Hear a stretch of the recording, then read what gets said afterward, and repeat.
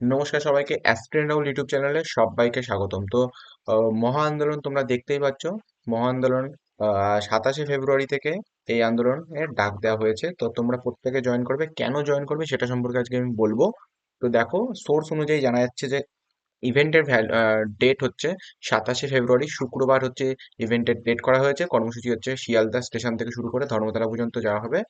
এবং চাকরি নিয়োগের ফলাফল এবং নিয়োগের ইস্যুতে সরকারের কাছে দাবি তুলতে কর্মসূচি। এটা কিন্তু মেন আমাদের ইস্যু, ঠিক আছে? এখানে কোনো রাজনৈতিক যোগাযোগ থাকবে না।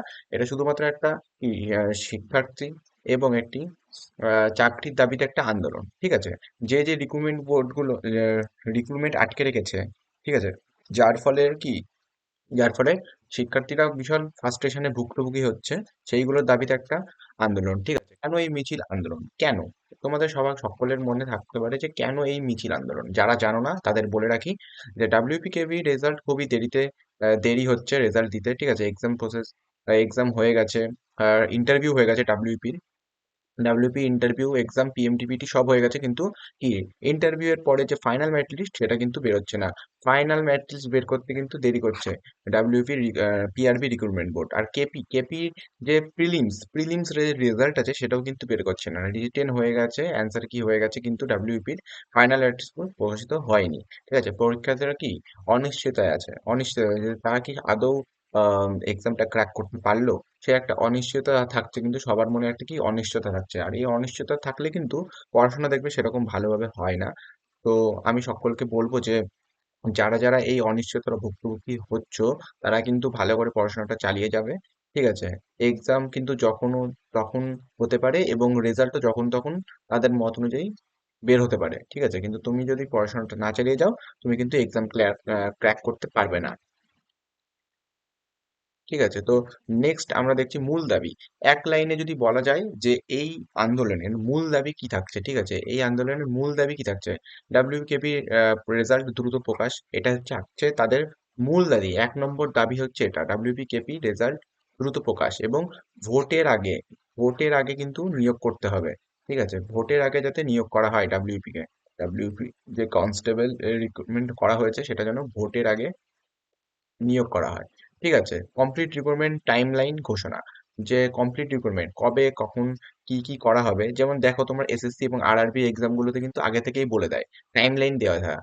কিন্তু পিআরবি কিন্তু এরকম কোনো টাইমলাইন দেয় না, ঠিক আছে? পেন্ডিং নিয়োগ অবলম্বনে শেষ করা। পেন্ডিং যে সমস্ত নিয়োগ, মানে কেপিএসআই, ডাব্লিউপিএসআই, তারপরে ডাব্লিউপি কনস্টেবল, কেপি কনস্টেবলের যে সমস্ত পেন্ডিং নিয়োগগুলো আছে সেইগুলো যেন তাড়াতাড়ি করা হয়। এছাড়াও কিন্তু দেখবে তোমরা এখন বর্তমানে গ্রুপ সি, গ্রুপ সি এবং গ্রুপ বি এর এক্সাম হচ্ছে, এইটাও কিন্তু আটকে দিতে পারে। যদি ডাব্লিউবিকেপি কনস্টেবল এক্সাম আটকে যায়, তাহলে কিন্তু এইটাও আটকে যাওয়ার একটা প্রবল চান্স আছে, ঠিক আছে? ফিউচার নোটিফিকেশন আটকে যাচ্ছে, যে সমস্ত ফিউচার নোটিফিকেশন গুলো আসতে চলেছে, ঠিক আছে? তা পুরোনো রিক্রুটমেন্ট শেষ না হলে কি করবে, সেগুলো তো আটকে যাবে। নতুন নোটিফিকেশন দেরি হচ্ছে এবং ব্যাকলগ বাড়ছে। যদি পুরোনো রিক্রুটমেন্ট গুলো যদি ভর্তি না হয়, তাহলে নতুন করে কিন্তু কোনো রিক্রুটমেন্ট আসবে না, এটাও কিন্তু সবাইকে বুঝে নিতে হবে, ঠিক আছে? তো অফিসিয়াল কোনো ক্লিয়ার আপডেট নেই, তোমরা জানোই যে অফিসিয়াল কোনো ক্লিয়ার আপডেট তো দিচ্ছেই না। বোর্ড থেকে নির্দিষ্ট কোনো ডেট দিচ্ছে না, ক্লিয়ার নোটিশ দিচ্ছে না। এজ আর কেরিয়ারে প্রেশার কিন্তু বাড়ছে, ঠিক আছে? যারা যারা পুরনো শিক্ষার্থীরা আছো, যারা যারা এক্সাম ক্র্যাক করে একটা নতুন জীবনের দিকে এগিয়ে যেতে চলেছো, তাদের কিন্তু এজ এবং কেরিয়ারের প্রেশার বাড়ছে, বয়স কিন্তু বাড়ছে। 1-2 বছর নষ্ট হচ্ছে, ঠিক আছে? 1-2 বছর নষ্ট হচ্ছে, ফিউচার এক্সামের প্রবলেমও হচ্ছে। যেই খারাপ জিনিসগুলো হচ্ছে সেইগুলো কিন্তু আমাদের ভবিষ্যতে প্রচন্ড একটা প্রভাব ফেলবে আমাদের এই পশ্চিমবঙ্গের উপরে, ঠিক আছে? এই মিছিলে চাকরির দাবিতে রাজনৈতিক নয়, পরীক্ষার্থী কেন্দ্রিক আন্দোলন। এটা কিন্তু কোনো রাজনৈতিক আন্দোলন নয়, এটা একটা কি পরীক্ষার্থী কেন্দ্রিক আন্দোলন। তো এটা কিন্তু রাজনীতিকের সঙ্গে কিন্তু গোলাবেন না, ঠিক আছে? এই হচ্ছে আহ, এই হচ্ছে কিন্তু আমাদের 2026 27শে ফেব্রুয়ারি শুক্রবারের যে আন্দোলন, তার একটা কি মূল কাঠামো, ঠিক আছে? তোমরা সবাই যোগদান করবে।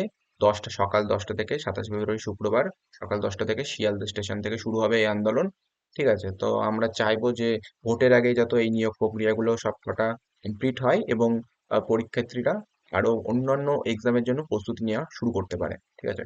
নমস্কার সকলকে। তো থ্যাংক ইউ ফর ওয়াচিং। ধন্যবাদ।